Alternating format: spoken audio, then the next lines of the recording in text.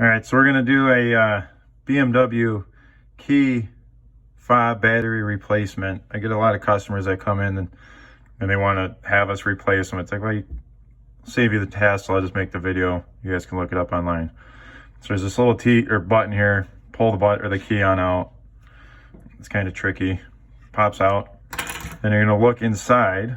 There's gonna be a little tab that you're looking for right there. It's on the side where the key goes into. It's the female side. So you see this little tab, you get yourself a little screwdriver, pop, kind of just gently push it in there, it'll pop, come right out, and then self-explanatory from here on out. Pull the battery out. The battery is a 3-volt CR2450.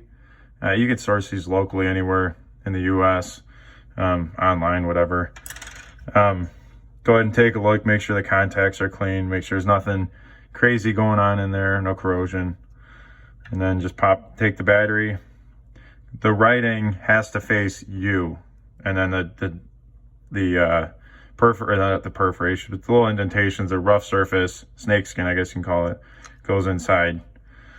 There's really no reason to, or there's no clocking or anything like that. And then make sure the O-ring is still installed around the battery.